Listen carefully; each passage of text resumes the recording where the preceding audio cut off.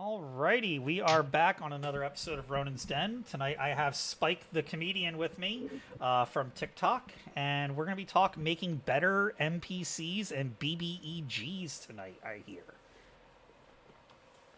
Yeah, NPCs and BBEGs are a big thing in my games. I just love them as both quest driving devices, putting them in front of the party and seeing how they handle them, trying to get them attached to see what I can do with the NPC or the BBEG to elicit certain reactions or actions. But normally it starts out as just like how to build the NPC.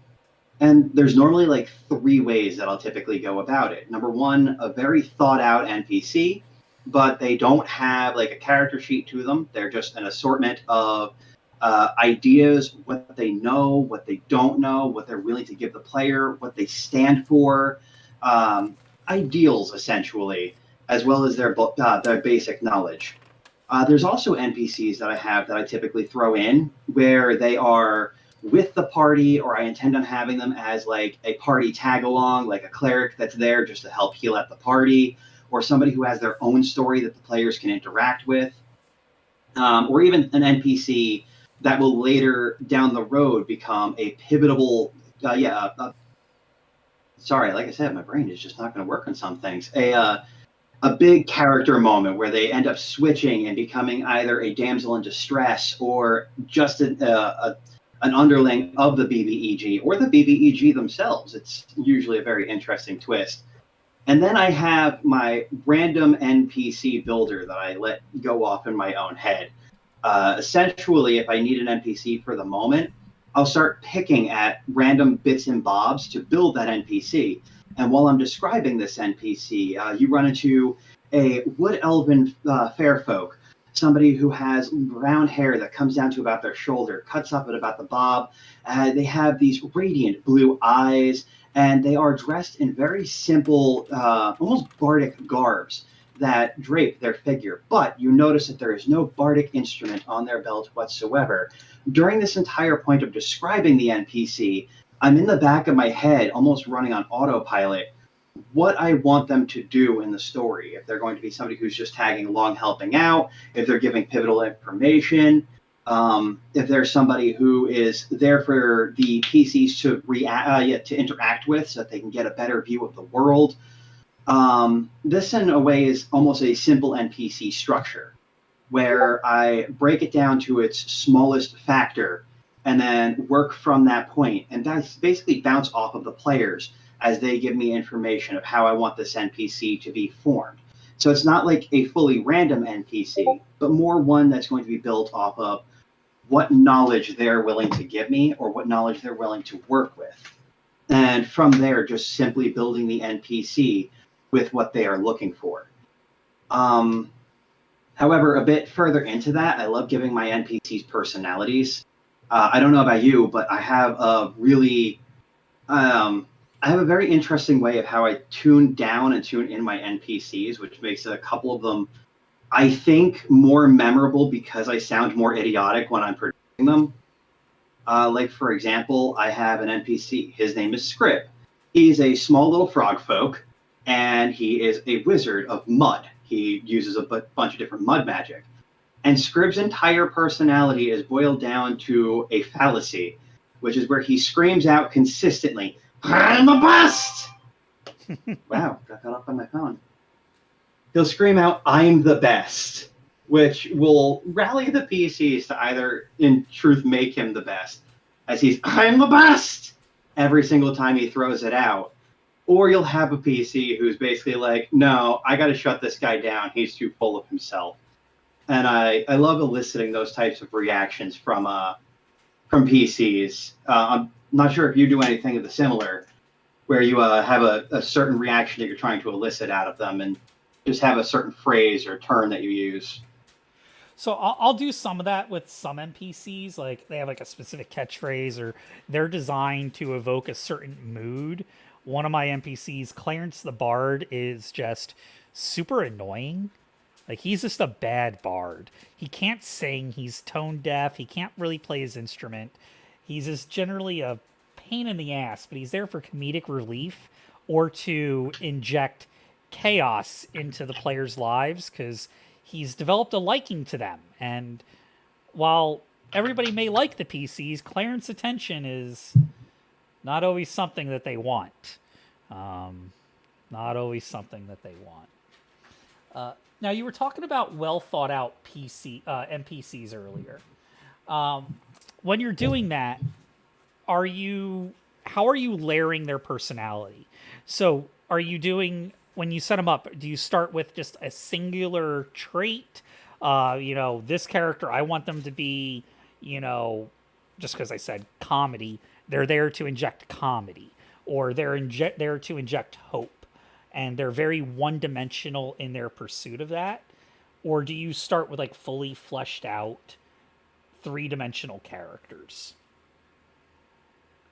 The vast majority of the NPCs that I bring out are usually like very fully fleshed out characters where they already have wants, needs, things that they know, things that they want to learn, um, different types of quests that they're interested in, or things that they want to do, or ideas that they want the players to go out and retrieve for them to bring back, almost as quest givers. Though I do have like Scrib, a very simplistic NPCs as well, and sometimes those are like just amazing hits. I have Servalia is the current campaign I'm running on Sunday, Mm-hmm. and it is basically chocked to the brim with NPCs that are like all either radiant personalities and they're just like that one note, or they have intensely fleshed out backgrounds and stories that the players can work through and work with. One of the big ones that I had used in the very beginning was I wanted them to interact with basically an auction that was happening. A map maker had just died, and I didn't quite know how I wanted to get them to interact with the auction. So I basically stretched out the auction where they could go around and mess with people and force them to bid, or go in and bid themselves, or just like work the audience and try and steal all the money inside the audience. But then I had the idea that if I do this, I want to try and give them the opportunity. They were joking that they wanted to be a bad guy party, to be the bad guys, or to do good things for some like small insignificant factor that was in the audience. And my insignificant small factor turned out to be an ogre child, who's stressed when they asked him how old he is. He's old enough to eat two goats because age is not really meaningful to him. He knows he could finish those two goats. And even in his personality, it's almost brash and childlike. He's got a very deep and broken English type voice, and he wants to go on an adventure. So Bogan was in the crowd, and then there was a guy, and he was selling maps, and Bogan had 3 buttons and 7 pieces to his name. He can get a map with that. And he was rapidly losing several bids that he was going into, and slowly getting more disheartened. And in this factor where you would expect the NPC to, like, it's an ogre, to maybe go nuts, start breaking things because he's getting frustrated, watching him get more and more childlike in the innocent manner, where he's just like, oh, I don't belong here amongst all these people who have money and they seem to know what they're doing. The players instantly gravitated towards him, and they're like, we are not only going to bid on the maps that you want to bid on, we are now your friends, we're going to steal money and put it in your pocket.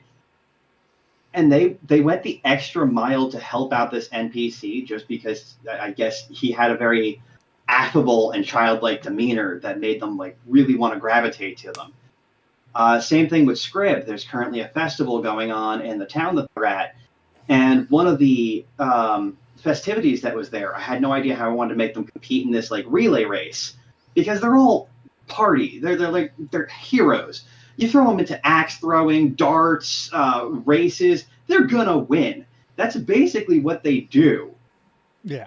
But what if you put an NPC in there and you make an NPC one of the ones who they want to win? They all kind of fell in love with Scrib, and one of them is absolutely like, oh, Scrib is the best. There's no question. But Scrib often needs help, and one of the other players is like, but I am the best, and I want to be the best. And I don't know how it's going to play out. It's going down tomorrow. But I so assume that me putting Scrib into this race and him just kicking off with, I'm the best, is going to have the one player join in and be like, no, it's time for you to get knocked down a peg. And for the other players to be like, we will not let you win against Scrib, and we will do anything in our possible means to stop you. He must be the best. So, how do you come up with these? Oh, we got a question from Changeling. All right, so how do you handle NPCs that are just awful and slimy, but you want the characters to not kill them, even though said NPC deserves it?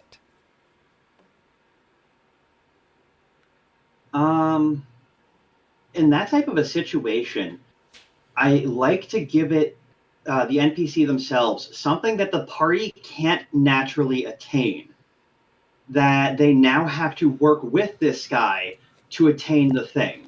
So whether it is an item that they are holding that they know the secret location of, or a type of MacGuffin, or somebody who wants to keep this person alive. Like say that they were going and doing this mission, and this is the guy they got paired with, and he's just a normally bad rogue. He steals all the things that's in the dungeon. He's consistently just being that guy. But the paladin Gregor really wants him to stay alive because he's using him for something else. It's almost better for the players to work with this NPC who's just being scummy for the sole factor that his just comeuppance of something bigger later are going to be better than what they could do against him. Whether this is some cruel fate that they're pushing him into, or even in some case, if they're like putting him into a predicament where they can keep casting like itching curse on him or just making his life miserable the whole time that they're in there. I've had some player characters who are absolutely just like, they're the bullies on the playground, and just watching this guy consistently get one-upped and get messed with. But in those types of situations, you can't really try and put him into a situation where it's either they have to save this NPC or he will die.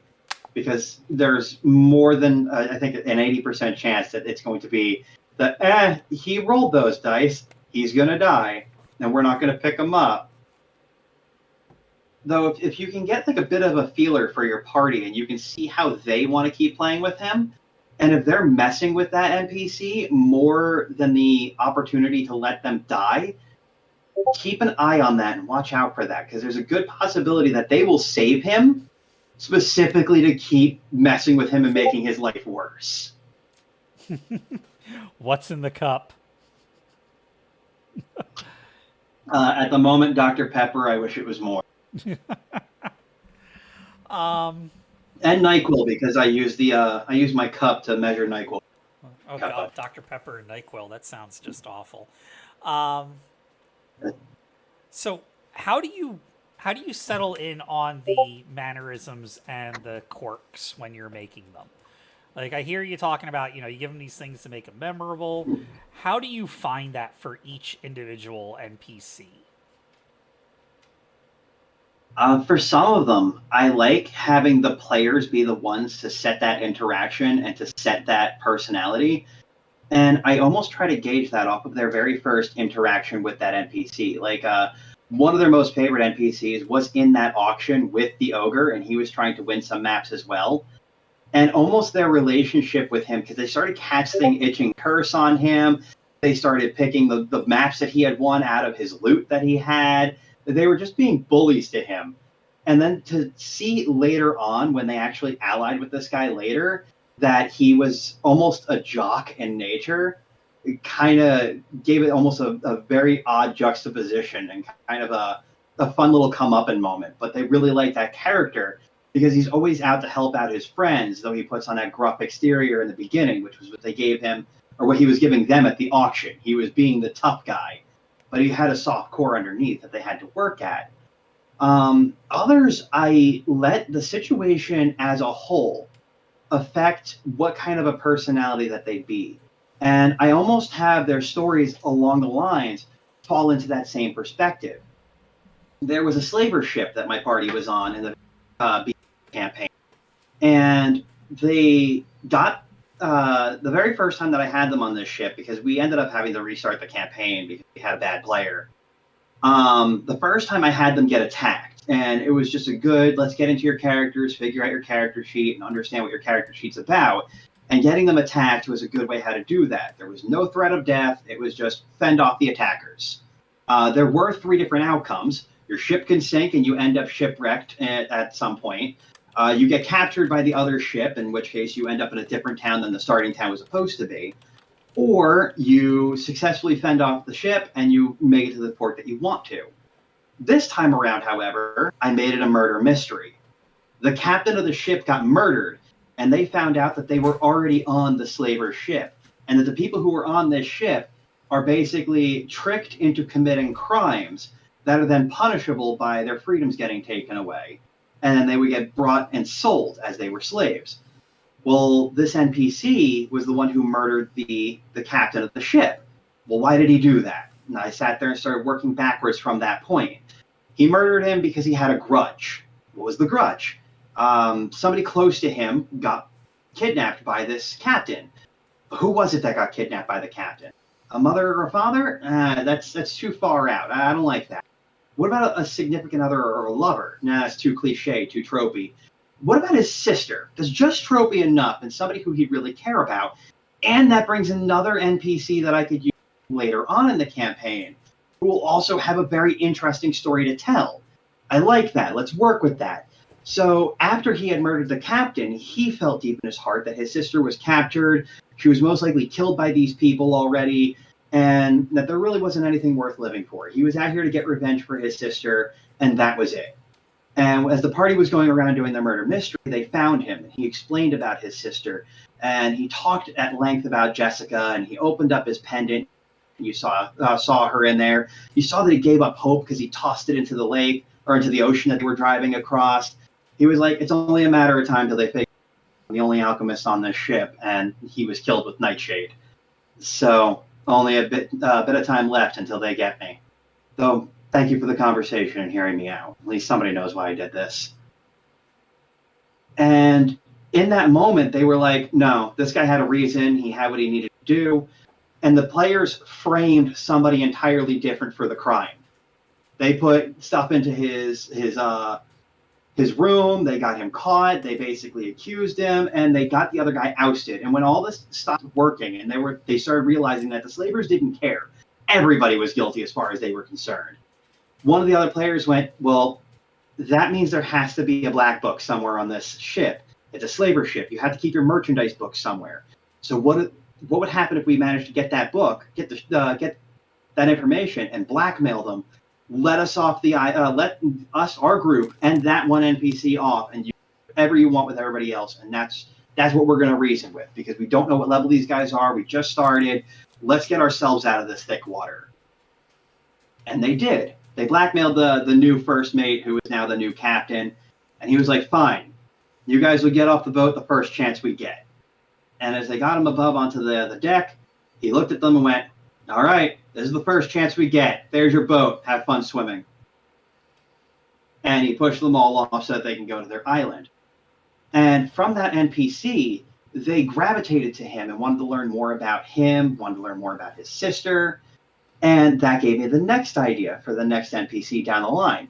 What would have been the coolest thing that could have happened to this sister that would end up having an effect that they'd want to see on this NPC who they've grown attached to? Their new alchemist friend who makes potions for them to keep them healthy, who keeps them up in their fights, who's not the best word of wisdom, but kind of has an idea of the smarter questions, so long as they relate to like books and something he could have learned in a scholarly setting. Okay. What if his sister was taken by the slaver? Oh, go ahead. So, oh no, go on.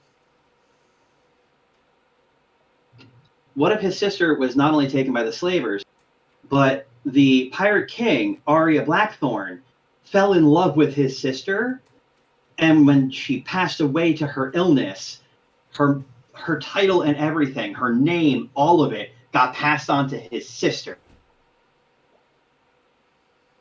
Un-BBEG his sister so that they didn't have to put her down as she's trying to revive her dead lover. So you would say that when you're designing, you do a lot more design on the fly and like evolving through the story than you do pre-planned, pre-packaged NPCs. Absolutely.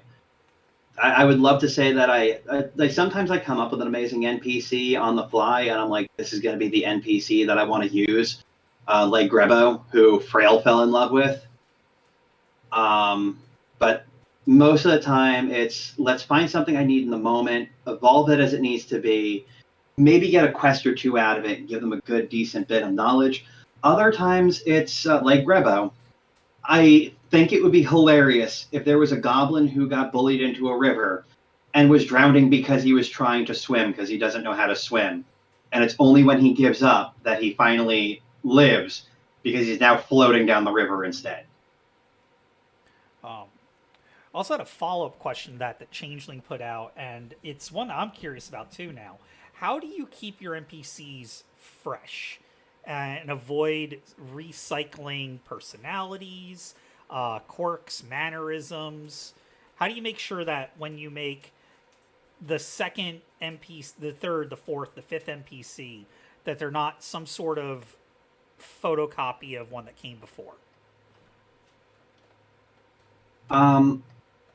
I have a big book that I typically bring into my quests. It's normally like a 3-inch thick binder. And as I'm starting to build these NPCs, build this world, build with the players, they'll often see me taking notes on the fly of things that they know, things that they read, as I'm showing one of those notes right now to Duality. And essentially, I jot down the things that I need to know about the NPC, about the world, about their mannerisms. I think my one struggle point is voices. I might be a voice actor, but sometimes it's very easy to slide back into your own voice without realizing it. Mm. And then it won't be until very far down the road that you're like, oh crap, that was my voice. But sometimes you can maneuver and work with that.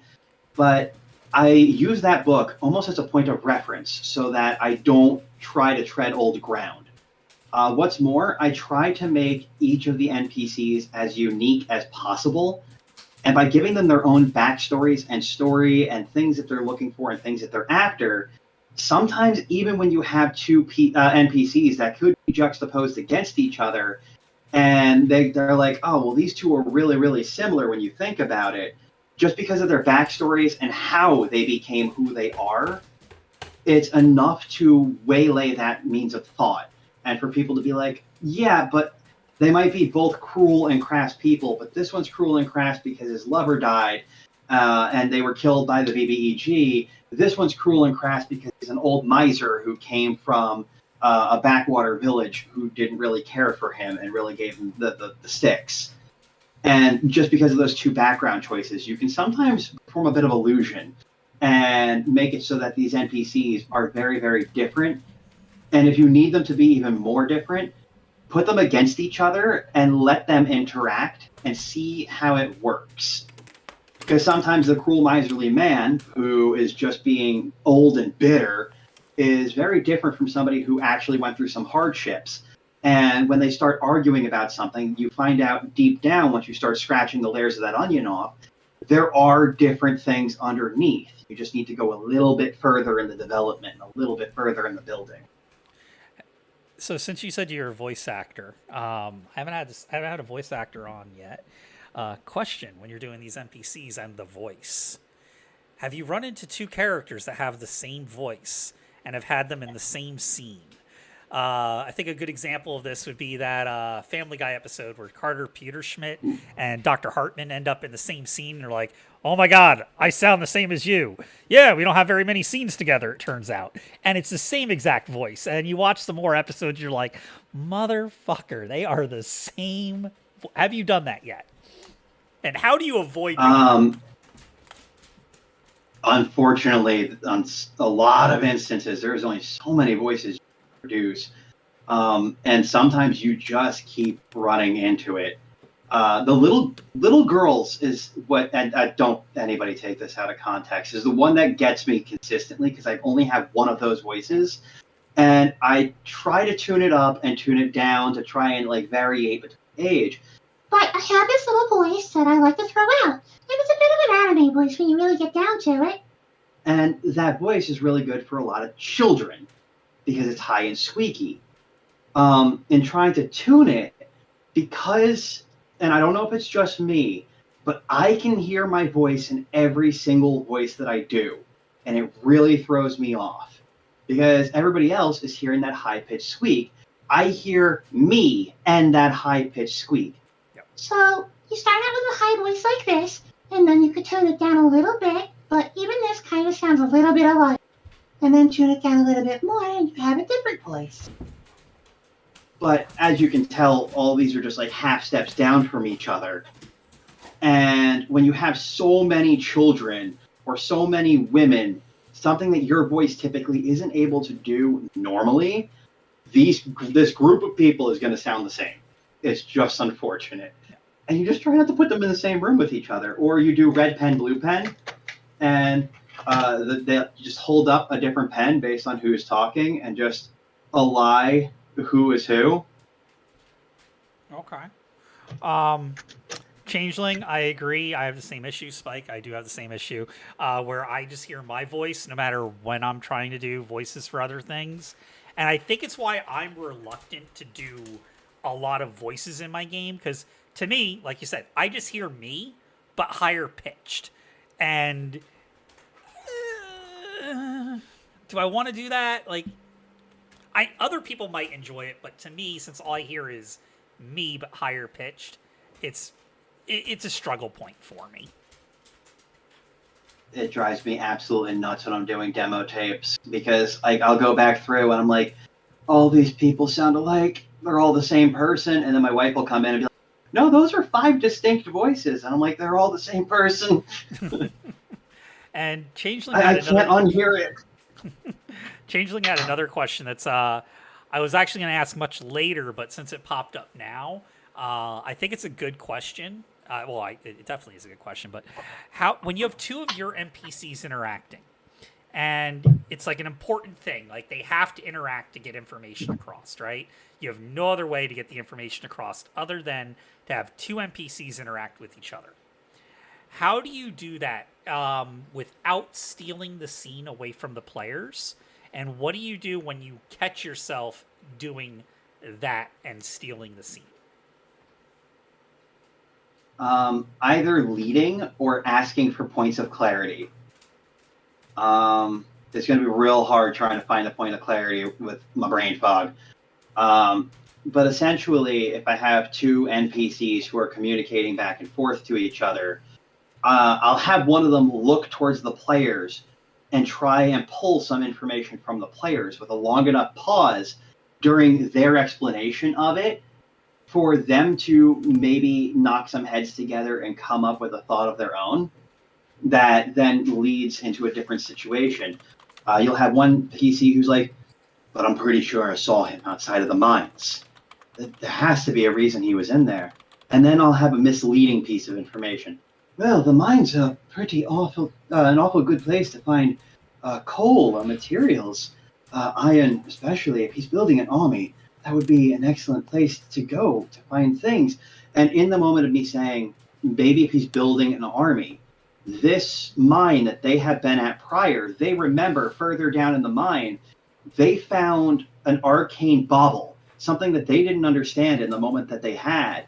But now that it's in this conversation, in this moment, and these 2 NPCs are bickering back and forth, one of the players will reach out and go, "We found a bauble of some sort. It was in the mine around the 3rd level of some sort. Do you know what that is?" And at that point in time, these 2 NPCs, one could be scholarly and might start throwing out some ideas of potential, like what it could be. Some of them might be right, others are entirely false. Or maybe it's a situation where neither one of them know it. And they ask the players to go back down to the mine and get that bauble so that we can go and like figure out. But in that moment, I push it towards the players and let them come forth with information that they have or that they know. Other senses, sometimes an NPC just doesn't know anything. And it's easier just to be like, sorry, it's not my cup of tea. I wish I could tell you about arcane baubles things. I'm your man, but arcane baubles, nothing. And it'll lead the players into one, taking the conversation over in a bit more way to try and drill a different source of information out of this NPC, or they might just conclude that, hey, it might be better if we go down there, figure things out on our own, because we're not going to get anything from this guy. Sometimes I like this Matt Colville idea, and it's kind of like an orcs attack type moment where something happens in the moment that basically shakes the foundation of the conversation. And in this orcs attack moment, you don't have to have orcs attack the party, contrary to popular belief, but you could have like a bit of scenery move or something that is inherent to the plot that has nothing to do with these two NPCs, but more. I lost you there, Spike. You are frozen.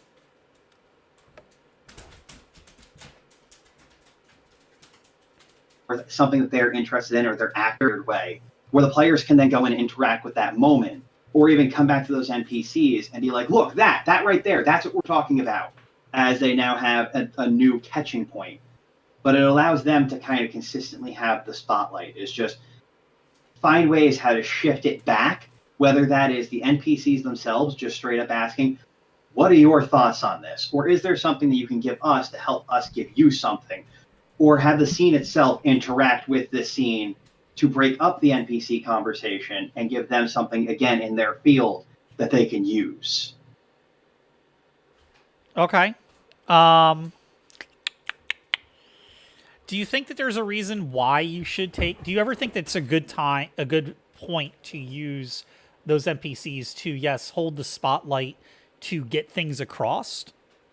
Or do you think there's never a time that would be appropriate when using your NPCs in storytelling? Sometimes you do have to beat somebody over the head with a club in a one-off. Okay. Unfortunately, you'll get a bunch of and in which case you kind of want to use. I'm sorry, a bunch of what? NPC you froze. Actors and audience members. Okay. Essentially, that's kind of a divvy that I use for players. Is actors are people who are go-getters. They're going to be the ones in the stew making the porridge. They're looking to do the things. Audience members are ones that are sitting back and are just watching this show happen, and they're just happy being. And unfortunately, like in a one-off situation, And we lost you again.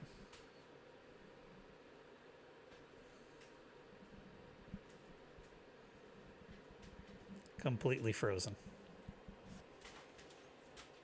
you kind of have to. They're more there to shuffle the plot forward and act as actors in that spot, but not so much as in they're going to go and do the thing. Like you got the players still have to do the thing. That's just what players are there for. But they can at least drive you in the proper direction and give you a bit of an idea for it. And sometimes in a moment like that, I'll have a juxtaposition in there where one NPC is like, well, maybe if we get that bauble out of the mine, we can bring it up here and study it. And then the other NPC will be like, but how do you know that that's not what they're after? Maybe they need us to get that bauble out of the mine because they can't get it. And then it allows the players to come to an interesting conclusion of how they want to approach it. And again, push that against the knowledge that they currently have to find the best course. Okay. Now, when you're doing this NPC design, when do you decide to do the shift from NPC to BBEG?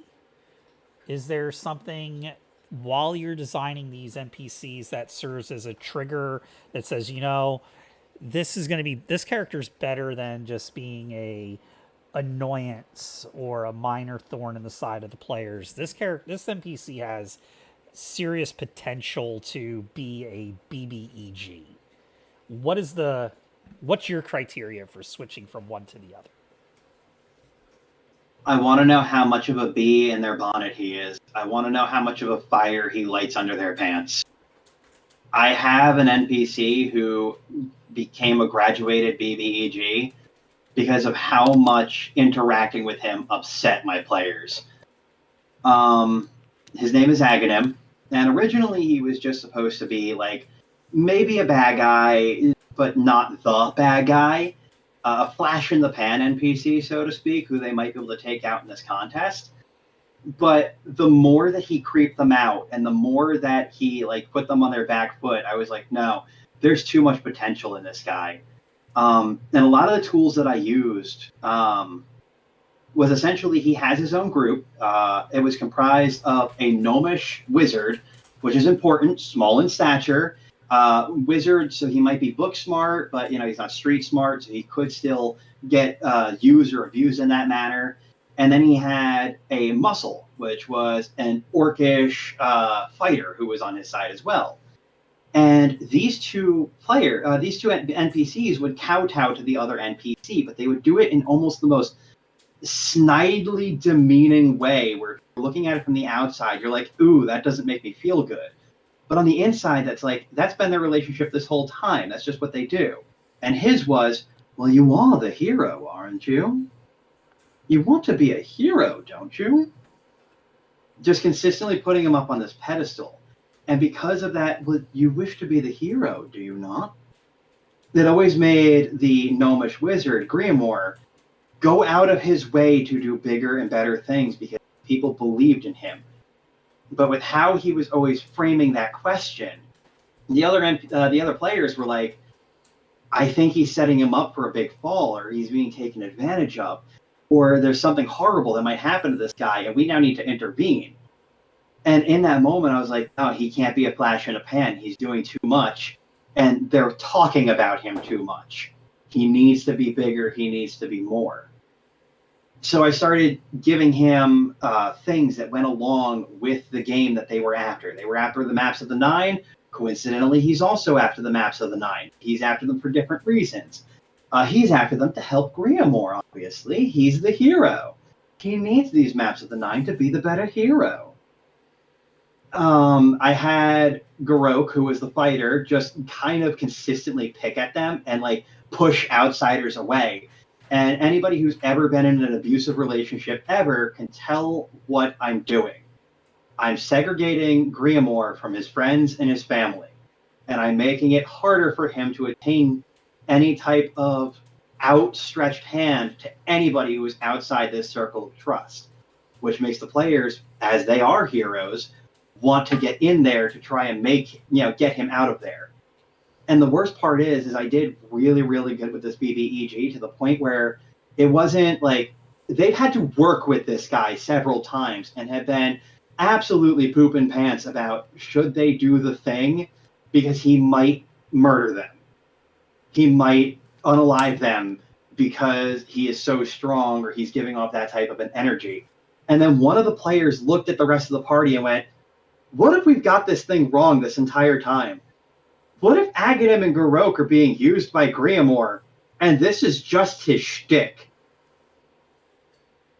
And it created another dichotomy inside of that. And just that nested doll of who is the BBEG was just interesting watching them trying to figure out. As one person is very outwardly acting like the bad guy, and another person is acting just like they are, the hero. And anything that he does is trying to keep them safe from the guy who he knows could hurt them and would hurt them if they go too far. And that dichotomy, just watching how much of a fire he lit in their pants, I needed him to be a BB. And I just started making ways to evolve him to that point. Okay.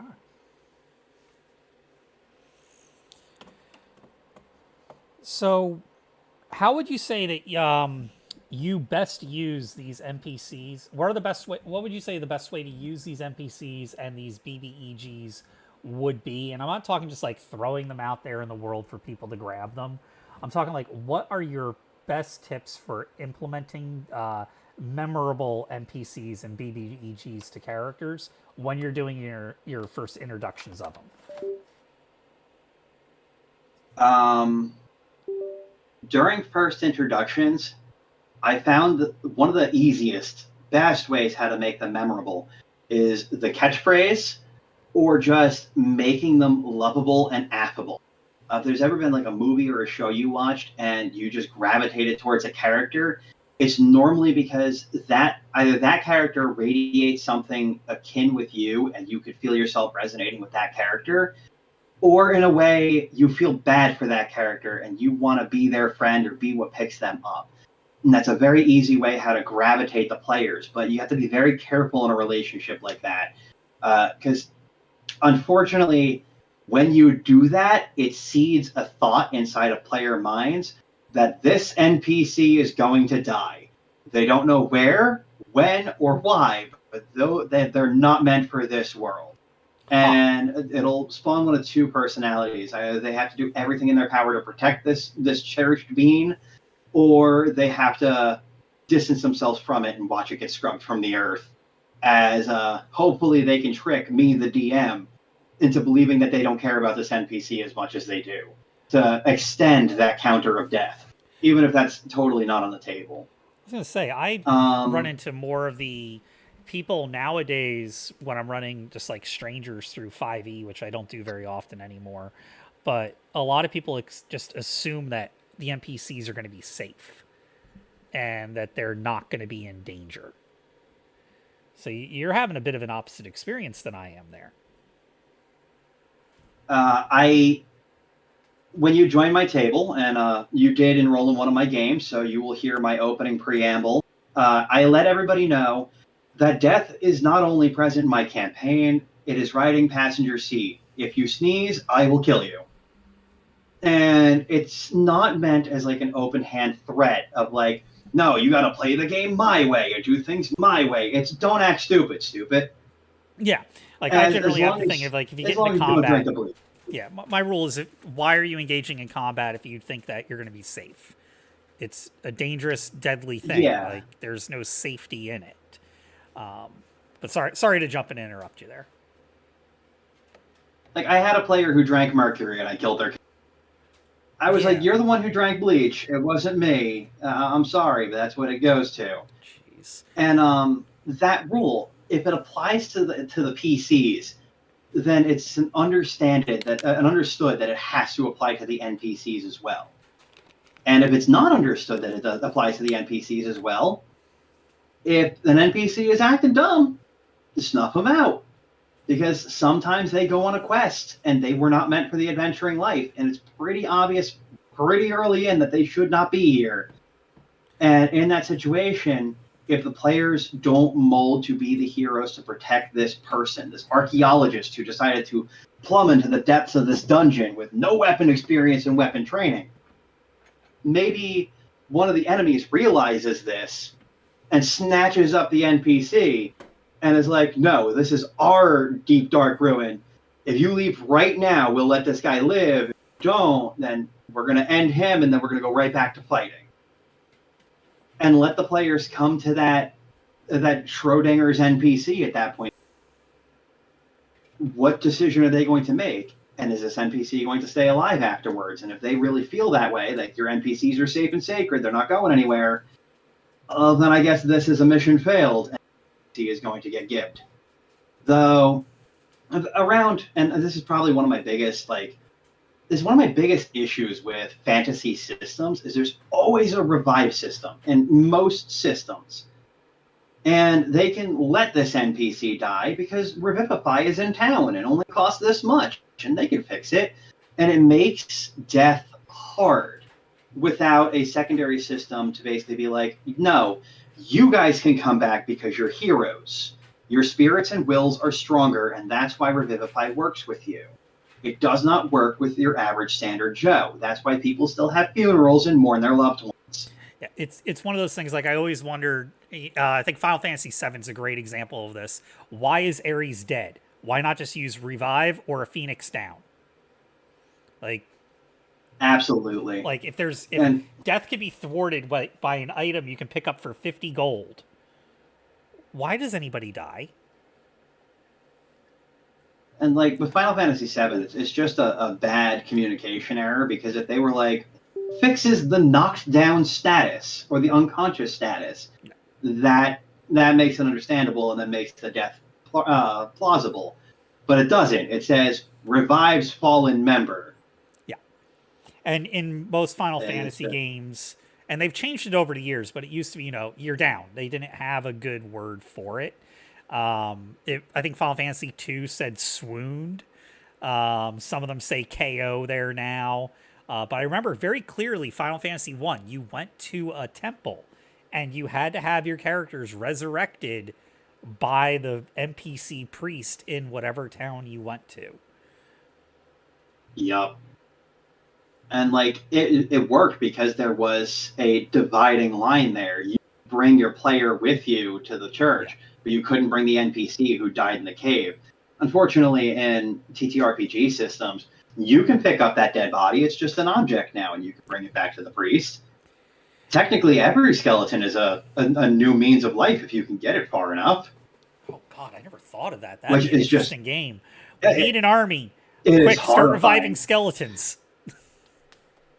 Could you imagine if you were getting into a fight with skeletons and just cast Revivify on one, and it came back as Tom the Butcher? It's like, who am I? What am I doing here? I think that's why am I naked? I think that's why I like other systems than 5e, because they handle death differently. It's like 5e, it's throwaway, right? I honestly don't know why people get upset when their characters die in 5e, because Revivify, Resurrect. Yeah, you're out of action for 15, 20 minutes. You'll be back up soon. It's the equivalent of getting stunned or put to sleep. And you can go years before being resurrected. Like, you could probably leave your character down for a substantial amount of time. Be like, it'd be cool if we brought back my character from 50 years ago. They could solve this issue. Sir, they died of a sword to the head. Yeah. Just cast Revivify. It's been 50 years. Just patch them up. It'll be good. But then you have things like Fabula Ultima. Death is permanent. Like, if your character dies in Fabula Ultima, your character's dead. Rifts and the Palladium system, they allow resurrection, but there's a very tight time restriction on it. Like, you're not going to revive somebody who's been dead for a week, 4 hours, 24 hours. Sure, you have a chance, and depending on who's performing or what's performing the resurrection, the success could be maybe to practically guaranteed. But it's not like how D&D handles it. So I just wanted to say, a lot of systems handle death differently. And some of them, it's a little more permanent, a little more dangerous. Meanwhile, 5e and Pathfire, just pour a little Robitussin on the wound. Yeah, there you go. Lemon juice. Little salt in that wound. See, he's back up. He's fighting. I think he turned him into a zombie. Whatever. It's a partial success. We're playing Powered by the Apocalypse. Partial success. Almost had it. Yeah, it's okay. It's all good. So I think I'm going to ask this. Changeling had a question. Let's see. Okay. Have you ever had a BBEG that was just absolutely despised, not just by the characters, but by the players as well? And what made them so hated? Again, I'm gonna have a couple on this one, but Aghanim is my token. A lot of my players with Aghanim have been in a very similar to in a similar situation, whether personally or by somebody else, to the relationship that Aghanim has with Grimoire. So it makes it personal, and it makes them want to do something about it, because they've experienced that hurt in real life, whether it was trying to save themselves or trying to save somebody else, and now they're watching it in their fantasy, and fantasy is fantasy. It shouldn't be used as therapy, to solve major world wounds, but it can definitely elicit a helpful reaction to, you can save this person, you can do the thing, and letting them get to that point where they can do it. I also beefed Aghanim up pretty greatly, and I'm going to try and my wife is in the other room who plays in this campaign, so I'm trying to use coded speak where you guys can understand it, but at the same time it throws her off enough that she can't bring that info back to Sunday. He's got an orb that he can bring out at any point in time, and that orb is allowed to scry on anybody, and they don't know when they're being scried on. This is all information that they already know, so I'm not really worried about it. In that sense, he knows what they're going to do before they know what they're going to do. And he taunts them with it consistently. As he runs into them and goes, "Oh, well, how did your business with the Shapers work out? Did you get what you were after?" "Oh, I always hear those big brains are really up in their own, how do you say, research." "Well, you can call it research, but at the end of the day, it's just animals killing animals, not. Later on, they investigated a temple, and they investigated one of the tombs. When they came back out, Aghanim was at one of the other NPCs' houses, one of the innocent NPCs. And their immediate thought, because they were getting letters from another NPC that they had, Avery, and those letters were basically like, "What is Aghanim doing here? He's at Bogan's place. Get back here now. We need to take care of this." Like, code red. And the players came back, and just that standoff with them, of them trying to save Bogan, who they knew that if he gets involved with Aghanim is going to die. Because Aghanim doesn't care about Bogan. He's a toy. He's a tool. He's something he's going to use, break, throw away. But if they can now interpose themselves to work with this guy again, under the conditions that he leaves Bogan alone, then they can work with this. And just consistently knowing that they're always playing on his dime, because he knows more than they do. And when they came back from that tomb, it had to get excavated. It was going to take 5 days for the tomb to be excavated by the creature that they left in charge to excavate the tomb. And then when they asked him what tomb he was going to, he's like, "Oh, well, I'm not in any major rush to get out there to it. I figure, give or take 5 days." And just saying that alone, they instantly knew that they didn't finish plumbing the tomb like they thought. There was more down there, and what's worse, he knows, and he's going back there to get it if they don't. Just consistently being that one step ahead always makes them hate him. But they lean on him so much as well, because a lot of times they know what's down there can kill them. They got into a fight with another one once before, and they were riding the NPC. The TPK. I got my anagrams messed up. The TPK railroad to almost dying, and they know Aghanim can kill it. They just need to get him to it. Whether he'll do it or not is a totally different scenario. So can they use this BBEG to help take out another BBEG at the cost of, one, their morals, and two, maybe not getting to what he's after, letting him get ahead of them. Another one that was very easily hated was my BBEG, Jacob. Jacob was basically a quest giver, and he made no illusions that he was a good guy. He threatened them consistently. He pointed out that he's not only a guard, he is the right-hand man of the king. So if he wants, he can throw you in jail. And he's basically got free reign to do whatever he wants and spin whatever web he wants to weave. And they worked with him very begrudgingly.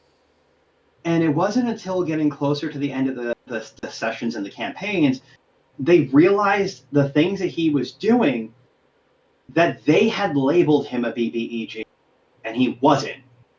He was an NPC the whole time. He had made a wish, and in my world, with wishes, when you make one, they are so powerful, they erase your spell slot. So if you keep making them, you no longer can find spells. And he had made a wish, and they were going around and finding out that he's tried to make this wish with other people, and everybody turned him down. So he managed to find a way to make his own wish, that on his death, everybody who he's ever killed will come back to life.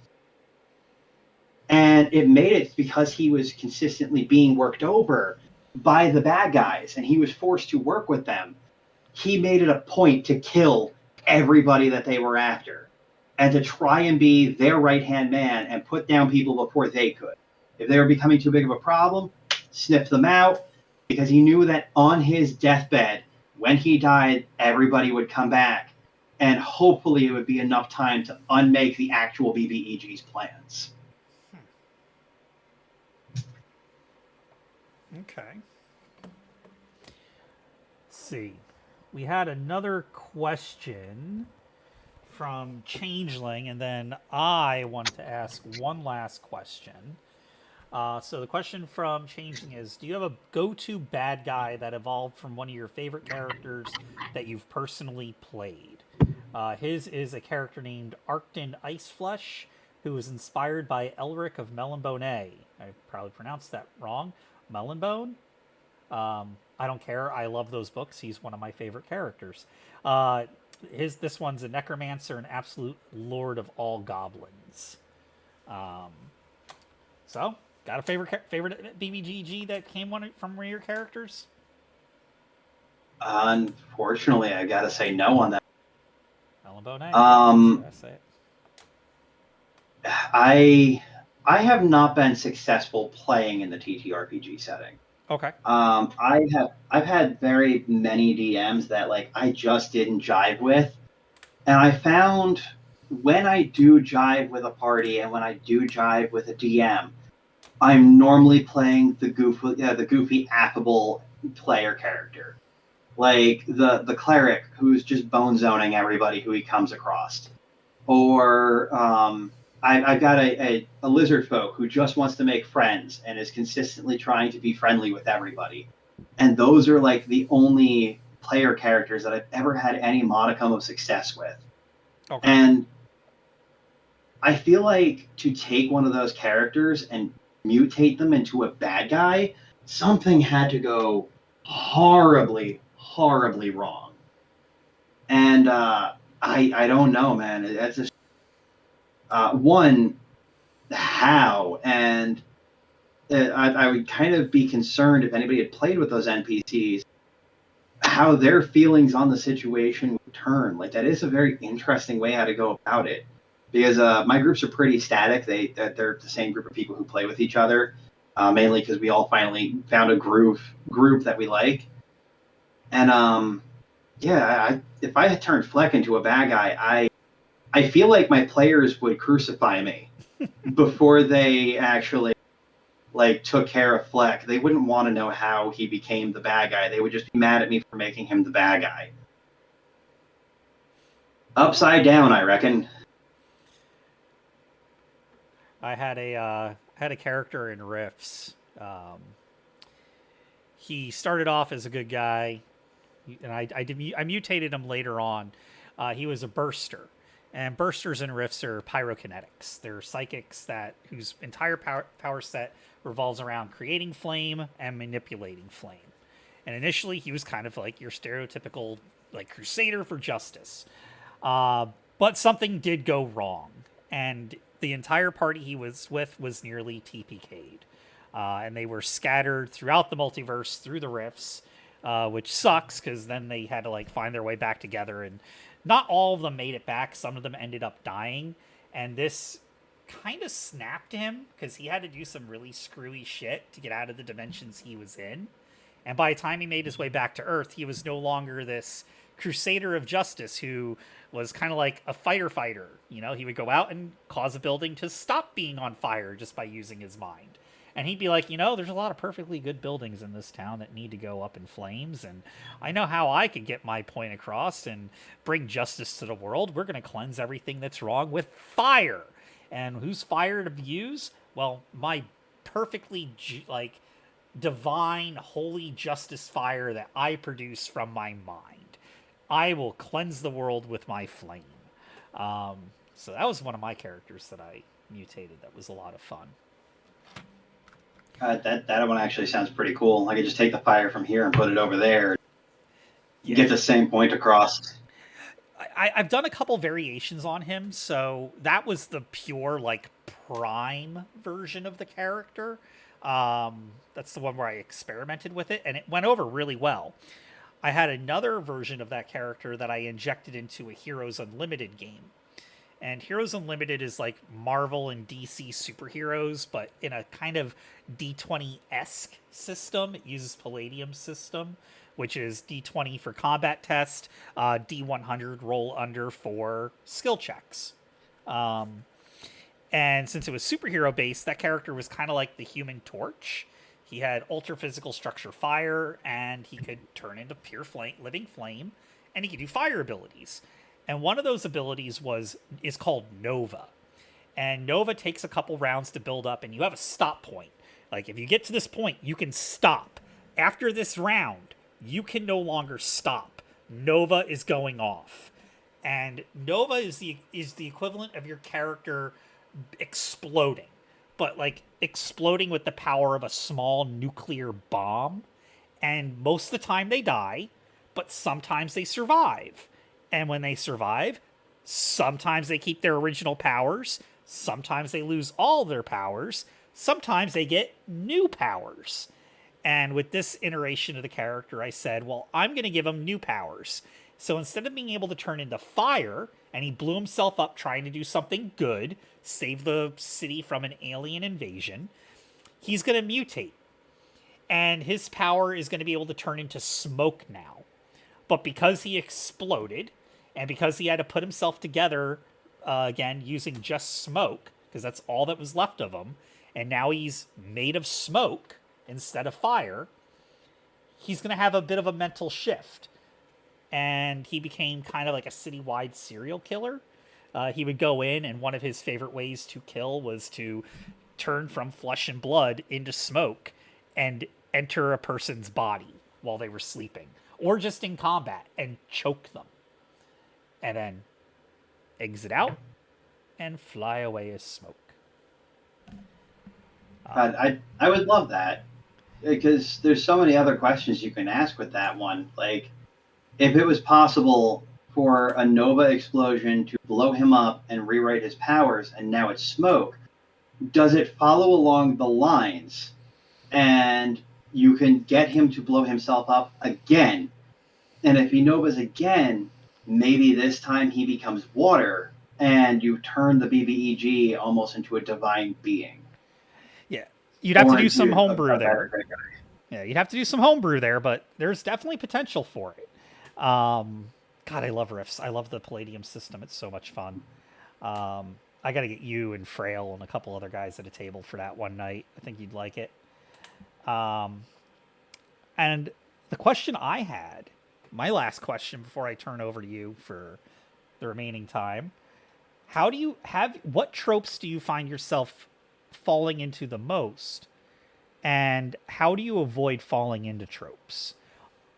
Also, what are fun tropes to use and and ones that people should lean into? Because I think tropes can be good if they're applied reasonably. I find one of the tropes that I consistently fall into, and maybe it's because like my entire life was a series of bad relationships, is the bad relationship trope. Okay. Where there is an abuser and an abused. And in a way, I like to keep trying to manipulate that trope, because I know I'm going to fall into it. There's going to be a series of characters that have that type of relationship flaw. Whether it is a BBEG and his, or whether it is the BBEG with their underling, or even in the situation of a brother and sister, who I had with the Shapers, there was a group of people who got mutated by the Shaperate, and their DNA was rewritten, and they became Children of the Stars. And these Children of the Stars were bound to each other. They had bonded. And if your bonded died, or you died, they would ultimately end up sacrificing the other one as well. One couldn't exist without the other. And there were twins, and nobody knows if they're bonded or not. They both know, but everybody knows that they're both Children of the Stars, and that the relationship is basically intertwined. The problem is, one of the twins, Mira, is a very high magicked mage, a wizard who can cast a variety of sand magic. And she's forced to keep all of that inside and not use any of it, because her brother ended up getting the trait of mage hate. So when magic starts flying, he starts absorbing it. And the more he absorbs, the angrier he gets. And the harder it is for him to control himself. And when he stops being able to control himself, he has to kill every mage in the area. And that could include his sister, who he may or may not be bonded to. So in a way, their relationship ended up forming like in a very situational. You can't be friends with them. They're all mages. If you friend mages, they're going to start doing magic stuff, and I'm going to lose you. Or we can't party up with them because you can't do the magic all the time, because if you do the magic, I'm going to lose myself one day, and I don't know what's going to happen once you can't stop me. And in that relationship, just watching that dichotomy and how essentially they started falling apart in that situation, because the players wanted to help save the situation. They could tell that Tyrion, the brother who was mage hating, if they could fix him, if they can get him and get rid of that trait of his sister can bloom and blossom. But he's a good guy and doesn't necessarily need to die. He's actually just protecting his sister. He's doing what is on the box. But I always end up falling into the tropes, and I just try and play it off different ways. Whether it's a good guy actually looking out to do the good thing, or it's a bad guy taking abuse to lure the players into the group, or to lure other NPCs in. That trope is like my bane. And I always end up finding myself in it. I can see it with Agam's relationship with Briamore, Jaco's with the witches, the brother and the sister combo. I hopefully don't put it into all of my campaigns, but I see it in this one. If I notice it's happening and I to it earlier, I'll normally try and break it back down as we're moving along to try and rebuild it as something different. Even in a situation where the players might see this combo, this trope, for the first time break up, and then part in different ways, and have to now deal with that type of dichotomy. Like, which one do they gravitate towards? Do they not touch this at all and want to see how it evolves while they're not looking at it? Do they try and push these two back together because they understand that these two are mutually good and they need to be together for a thing?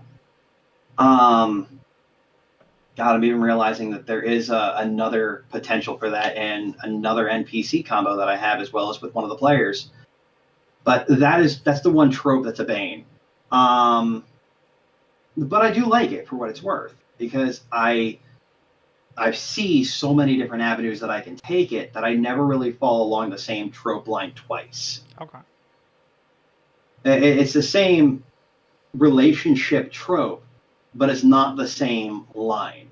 One is an overpowered, overbearing person with an underpowered subordinate. One is an overbearing person with somebody who is also trying to be overbearing and push their way out of that circle or that cycle.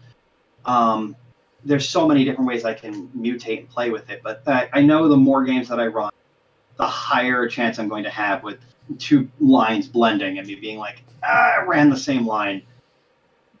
Okay. So actually, I have another question.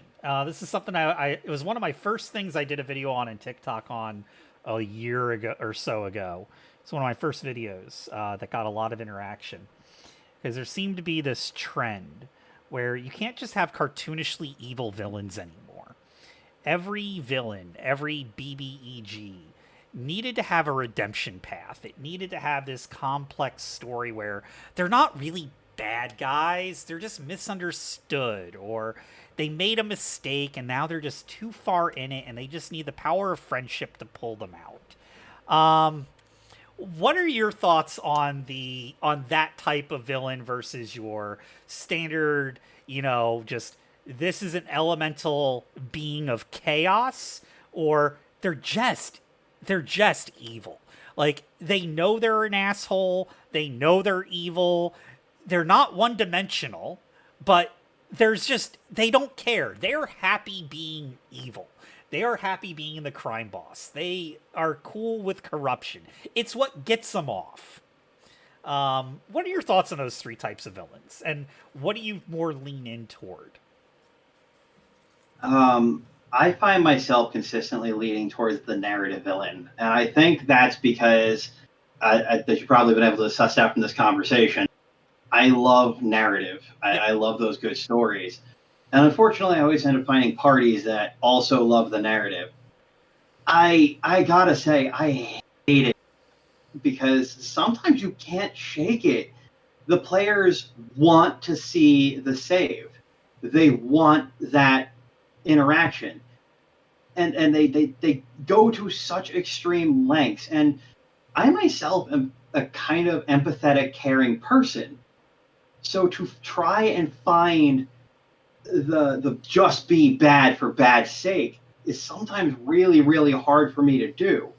And I have to almost go out of my way to find a villain who I'm having fun being bad with so that I can actually have that interaction. Because there's some certain times where we'll end up getting into a conversation and the villain will talk for too long.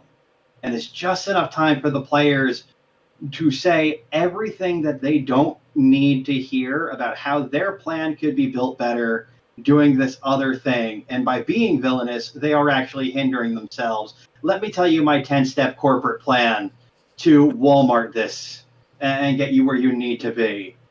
And it's just like, it breaks you down. You're like, man, it sucks. I just really wanted to blow things up.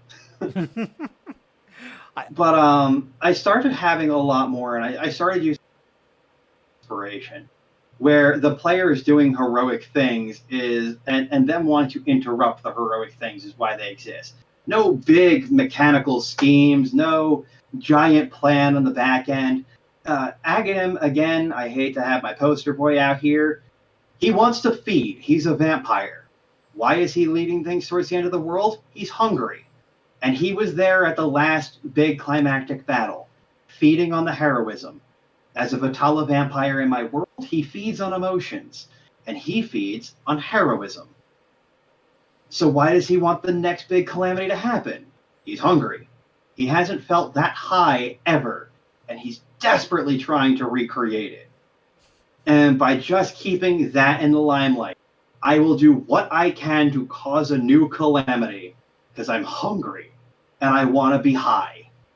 It makes it so that the players can't talk him out of what he's doing. There is no redemption. He's just there to do. Because unfortunately, if they solve all the problems, that's a problem. All right, let's go with the closeout question for the episode, and I'll give that to Changeling here. Closeout one. What made your most memorable good NPC? Ooh, I'm gonna get hit by the brain fog right here, huh? My most memorable good NPC. God, I would love to say Scrib, just because I've never had an NPC succeed on a catchphrase alone. And that really is what Scrib was. Like, to the point where they currently ran into him, and he was drinking with his party at a bar, screaming, "I'm the best." And because he's a frog folk, as he gets drunk and he tries to talk, his mouth bubbles. So he was just consuming himself in a bubbly broth while he's trying to scream, "I'm the best." And one of the players just came in, and in one word, it's like, "You are the best, Scrib." And it's just like, man, he is succeeding on just a catchphrase, and I love it. I've tried the NPC heroic sacrifice. That went over about as that did not go over well. Let's just put it that way in any PG terms. But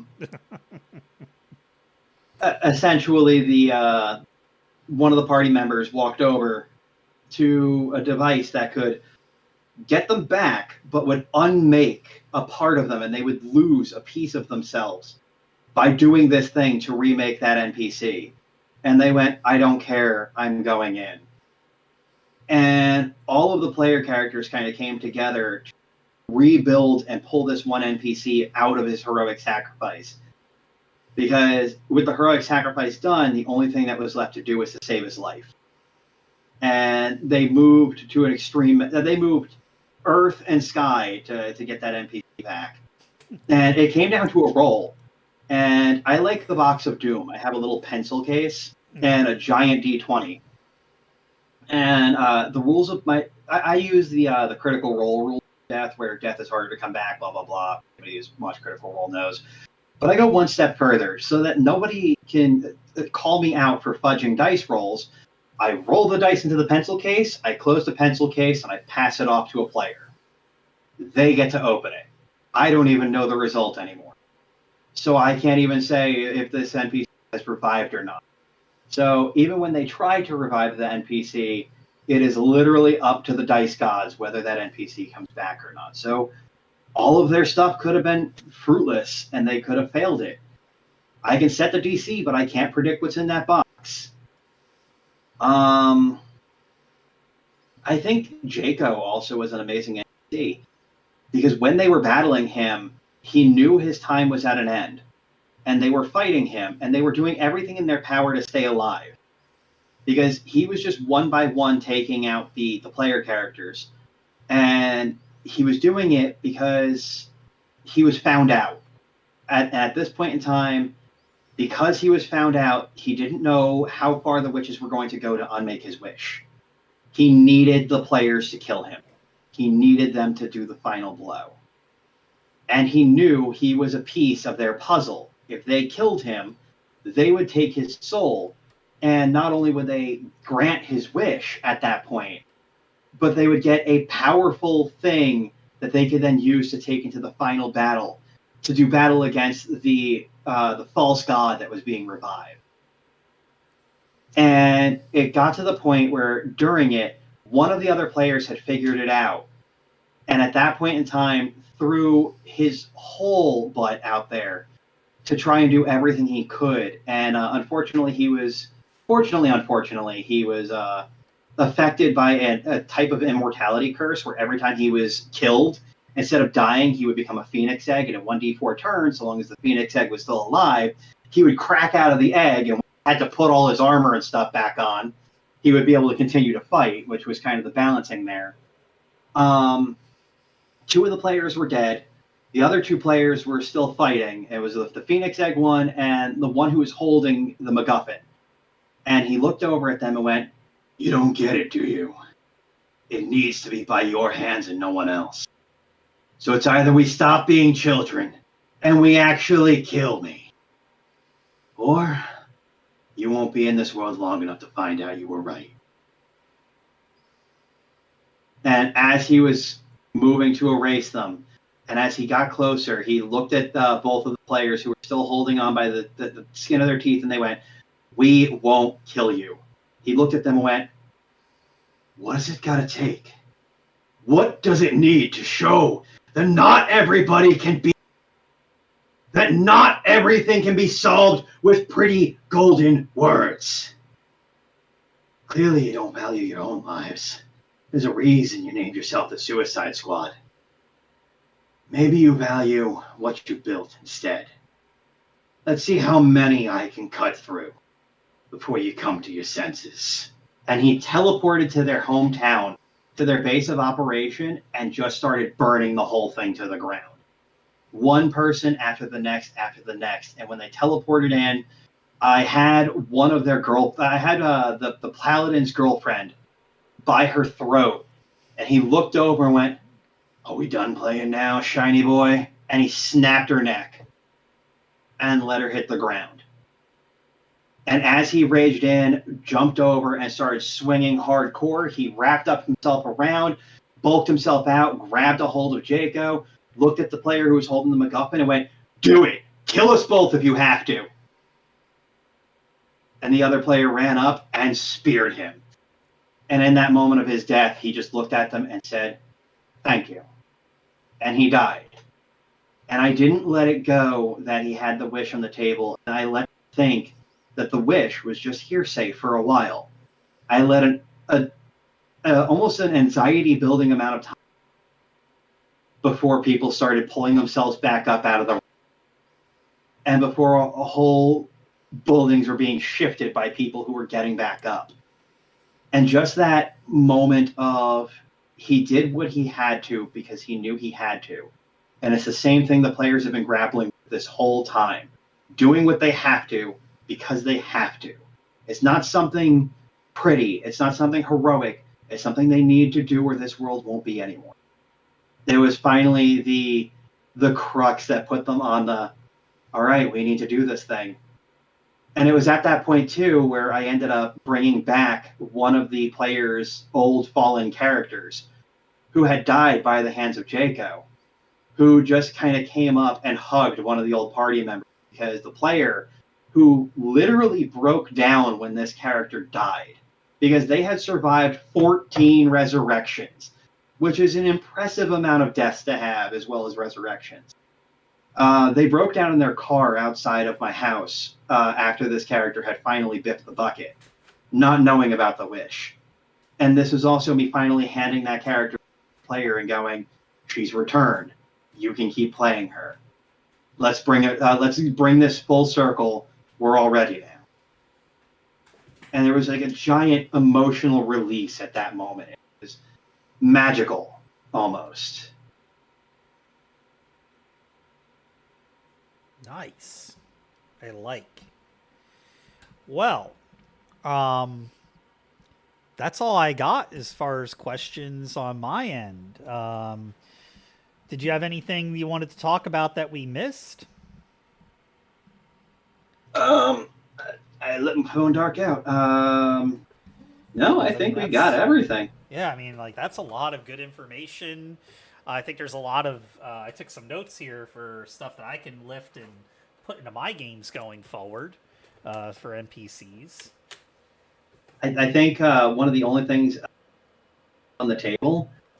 and a question I kind of wanted to ask as well. Yeah. Because I see the NPCs and BBEG players have been most attacked, which is the question that I'm kind of interested in.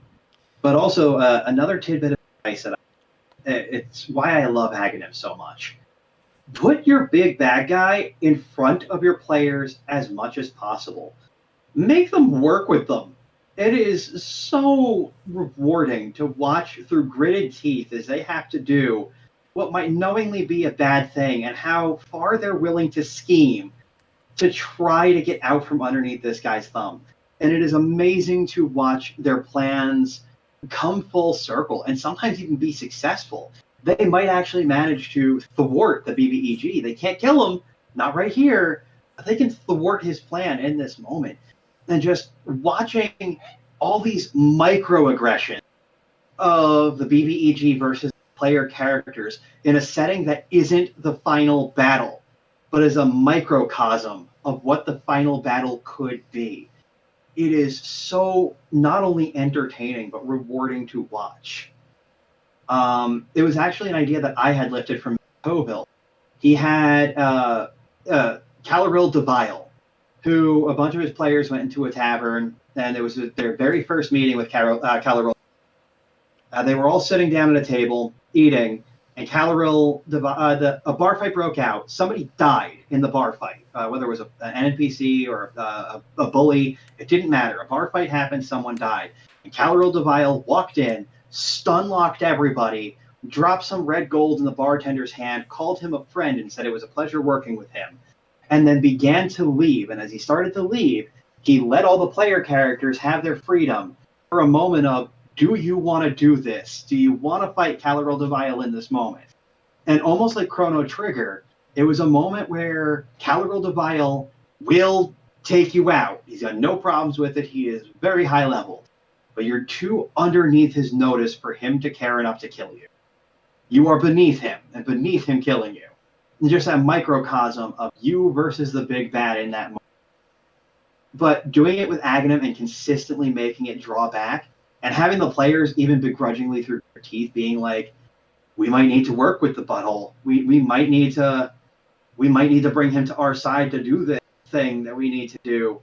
Like, we really have to dance with the devil. But we can't let him get what he needs. And then just watching them trying to plan out this delicate 5D chess match where somebody's cheating. Somebody is actively cheating, and they have to have their anime moment where they have to, despite him cheating, still beat him. But yeah, that's the one piece of advice that I will give to any DM. So rewarding, Yeah. so fun. It's really good advice. Um, I like to introduce my BBDGs early. I like to have them make regular appearances and be regular pains in the asses when possible. Uh, every once in a while, I like to do the fight where you're gonna lose, but I'm not gonna like take you out. I'll just leave you unconscious and walk away with some sort of villainous monologue. But yeah, early and often, I love doing that. But I think that's going to draw this episode to a close. So, once again, thank everybody for showing up for this week's episode of Ronin's Den. Oh, we are sponsored now by W Energy. So you can pop over to W Energy's website, use the promo code Den Energy, and get 10% off your first order. So, once again, Spike, thank you for showing up. It was great. Hopefully, we can get you to come back for another topic or one of our roundtables that we do. We're looking to do those a little more often, and we are going to be starting to do once a month one-shots as well. So maybe you'd like to pop by as a player or even run one of your own. But these are the one-shots are going to be there to show people different systems that they may not have played predominantly. So we're going to be starting off with the Legends of Kralis. Then we're going to be doing The Crypt is Opened and Savage Worlds. And Changeling, who's in the audience, is also going to be running some riffs for us in the future. So hopefully we can get you on for some of that stuff. But thank you again, everybody, for showing up. Spike, it was awesome. Thank you for having me. Yep. Where can we find you if we're looking for you online? I am Spike the Comedian, literally. Twitch, Facebook, YouTube. I was on F2P Continued for a while, but that show has since gone dead. Though, if you're interested in some archaic old humor, that would be a pretty interesting dig through the archives. I'm only part of that person anymore. Spike the Comedian on TikTok as well, where I post semi-frequently. And in Team Loser, I'm weirdly active in Team Loser, mainly because I'm killing them, but weirdly active there. All right. We ran a whatchamacallit, a PvP match, and I was the sleep is a hell of a spell over lava. Yes, it is. Sleep is a hell of a spell in general. But awesome. Well, thanks again, and we'll catch everybody again next week with another episode of Ronin's Den.